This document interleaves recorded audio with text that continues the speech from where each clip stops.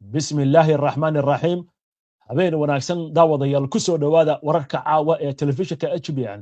qodobada aan idinkugu haynana waxaa ka mid ah kooxaha hubaysan ee dalkaasi Ciraaq ka dhisan oo mar kale ku hanjabay in ay dib u bilaabi doonaan weerarada ka dhanka Mareykanka xilli xiisada gobolka cirka ay ku shareeran tahay. wasiirka arrimaha dibadda ee dalka Iran Abbas Araghchi ayaa ku sii jeeda magaalada Geneva ee dalka Switzerland, halkaasi oo berri oo ka bilaaban doono wadaxaajoodyo dadban oo u dhaxeeya Iran iyo Mareykanka.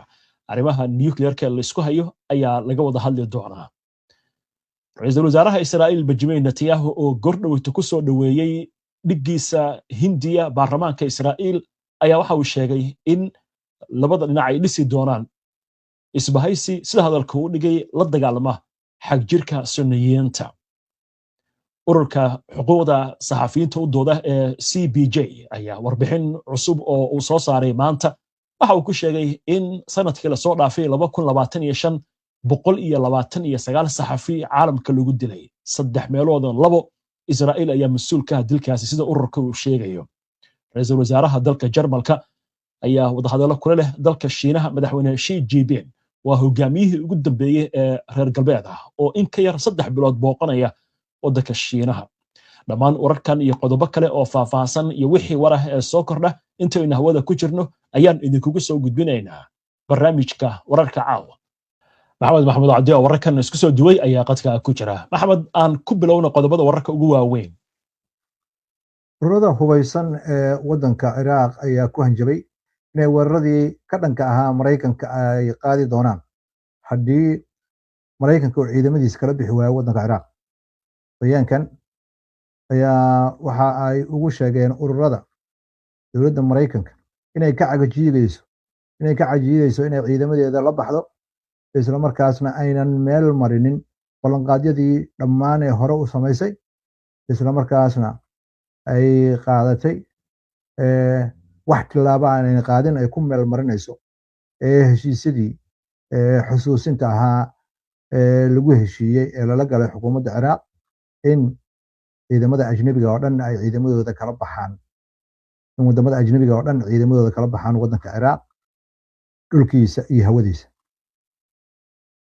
ururadan ayaa waxay intaas ku dareen in dowladda Mareykanka ay sii wado inay xadgudub ku samayso hawada waddanka Ciraaq, isla markaasna ay isticmaasho diyaarado iyo kuwa aan duuliye lahayn drones ah. waxayna ururadani ku gacan saareen in ay wax faragelin ku samayso siyaasadda waddanka dowladda Mareykanka, isla markaana aan la ogolaan in munaasibta dowladda laga saaro dadka aynan Mareykanku diidan yihiin. wasiirka arrimaha dibadda ee waddanka Iran Abbas Araghchi ayaa ka ambabaxay Tehran asagoo ku sii socda Geneva, waxa uuna ka qayb gali doonaa yeelanayo sida laga sheegay telefishinka rasmiga ee waddanka Iran. maalinta Khamiista ayaa wajigii saddexaad ee wadahadallada ay Cumaan dhexdhexaadinaysa la qaban doonaa kadib markii midkii hore lagu qabtay waddanka Cumaan bishan February 6 kii labaadna lagu qabtay Geneva oo ah magaalada ku taala dalka Switzerland. kulankan ayaa imaanaya iyadoo ciidamo fara badan oo Mareykan ku soo daabulay gobolka Bariga Dhexe iyo iyadoo hanjabaadda ka dhanka waddanka Iran in weerar lagu qaado ay soo tarayso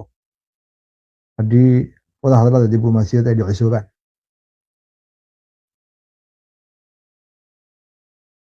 maareynta caafimaadka ururada maareeya caafimaadka Israa'iil iyo kaydkooda iyo qalabka iyo daawooyinka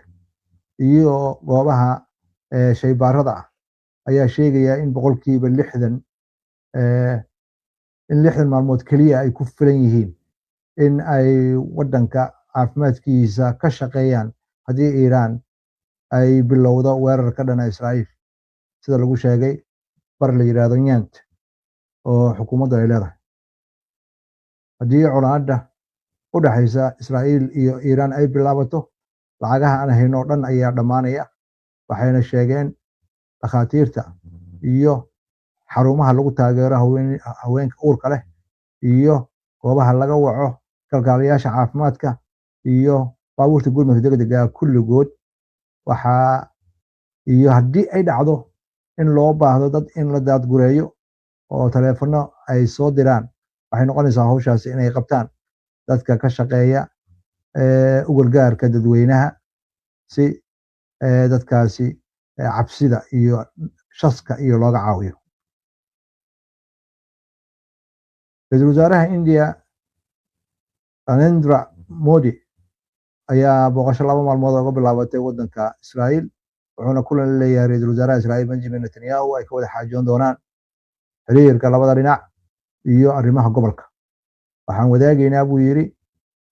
xiriirka dhow ee nagala dhaxeeya waddanka Hindiya isaga oo aaminsan in saaxiib wanaagsan ay yihiin oo ay muujinayso xiriirka labada dal ka dhaxeeya. Netanyahu ayaa ku qoray bartiisa baraha bulshada ee X wuxuuna ugu baaqay ra'iisul wasaaraha India inuu yahay saaxiib wanaagsan. Waxaa ka qaybgeli doonaa buu yiri munaasabado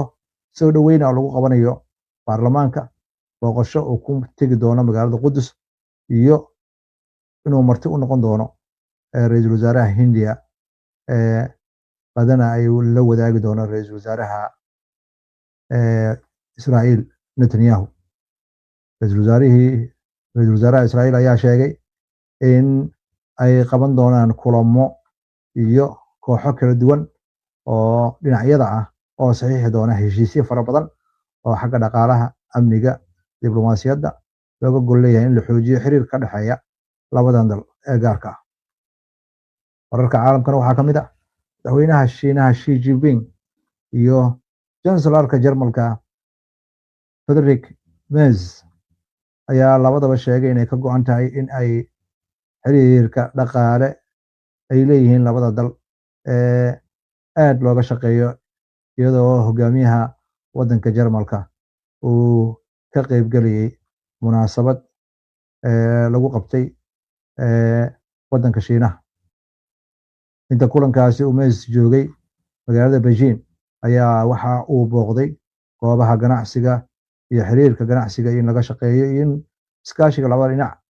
qotada loo dheereeyo. Xi ayaa u sheegay hogaamiyaha Jarmalka in labada dal ay tahay in ay noqdaan laba saaxiib oo la isku halayn karo lana taageero midba midka kala taageero isla markaasna la difaaco ganacsiga xorta ah sida loo sheegay warbaahinta rasmiga ee waddanka Shiinaha. Yurub waa in la taageeraa buu leeyahay isku tiirsanaanteeda Xi sidoo hadalka u dhigay isla markaasna Shiinaha waxa uu kula jaweynayaa Yurub in ay la shaqaysan doonto Shiinaha isla markaasna ay si toos ah u ilaalin doonto xiriirka istiraatiijiyadeed ee ka dhexeeya labada dhinac. Merz ayaa ah hogaamiyihii ugu dambeeyay ee reer galbeed ee booqasho ku taga magaalada Beijing dhowrkii bilood ee ugu dambeeyay waxaana hore u tegay ra'iisul wasaaraha waddanka Britain Keir Starmer, madaxweynaha waddanka Faransiiska Emmanuel Macron iyo ra'iisul wasaaraha Canada Mark Carney oo dhammaantood xiriirka ay la leeyihiin waddanka Maraykanka uu xumaaday kadib markii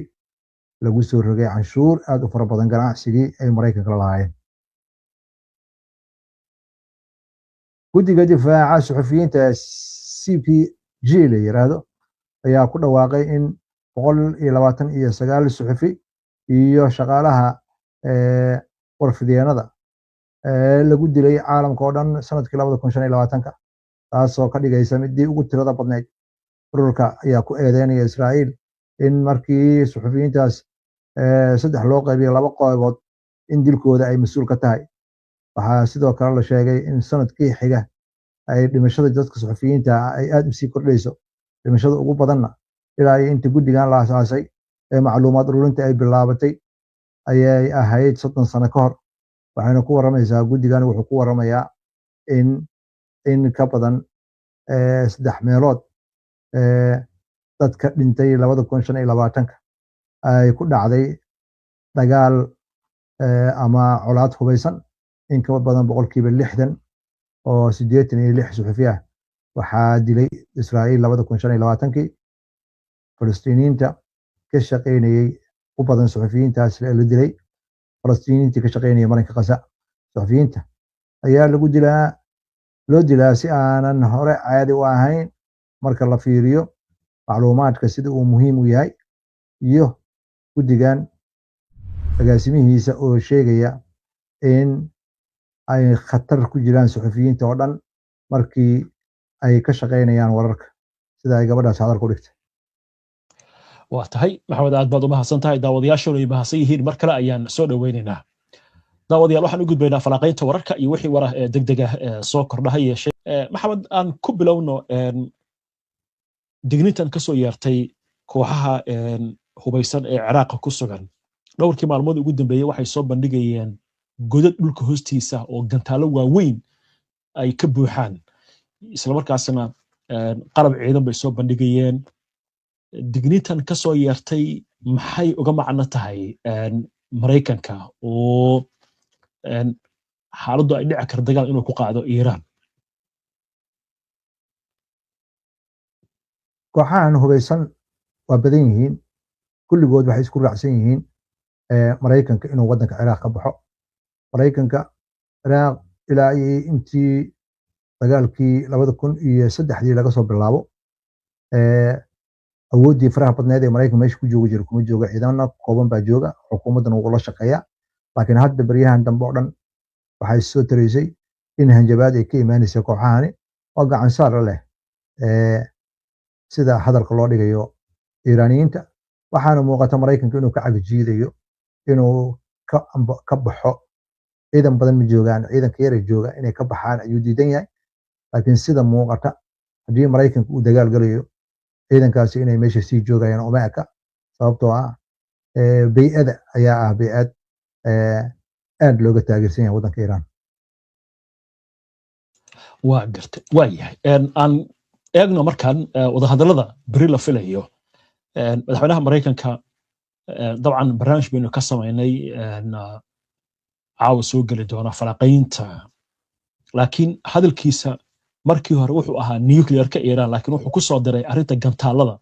oo dabcan daawadayaasha ay la socdeen barnaamijka wararka maanta ee saacada ka hor baxay uuna leeyahay iiraan waxay awood u yeelan kartaa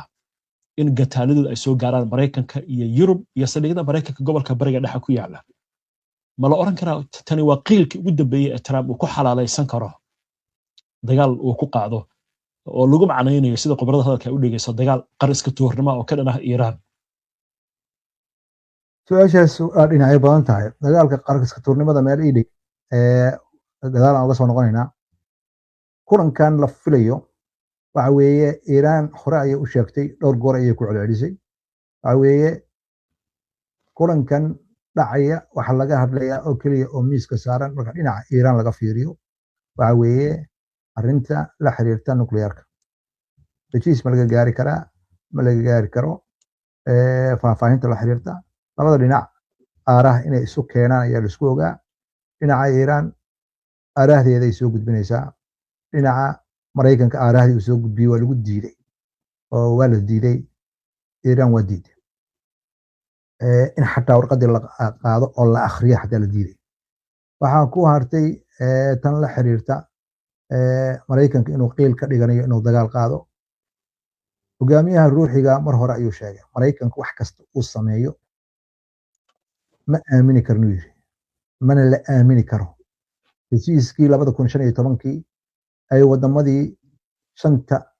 lagu daray jarmalka ay saxeexeen shanta golaha ammaanka ugu weyn ee jarmalka saxeexeen asagaa gacantiisa ku jahjeexay heshiis ka fiicanna ma helayo lamana aamini karo tan kale ma filaynu yiri wax heshiis inay kasoo baxayaan maraykanka ama agab soo urursaya ama iska dayn lahaa iiraan banaanka ayay taagan tahay inay diyaar tahayna waa sheegtay cidda hadda xisaabaadkeeda dib ugu noqonaysa oo talooyinka kusoo dhacaya madaxweynaha maraykanka yihiin dagaal sibiq ha ku gelin adigoo aan wax kuu qorshaysan aan jirin iiraan isku filnaan ayay dhinac walba ka gaartay gacan hadda waxaa siinaya xagga difaaca cirka agab ay kala timid Shiinaha iyo Ruushka waxaana muuqata maraykanka inay dan ugu jirto in uunan dagaal ku gelin gobolka bariga dhexe haddii uu dagaal ku galo waxaa leeyahay khasaaraha dhacaya wuxuu noqonayaa khasaare aad u culus oo keeni kara inay xiranto inuu xirmo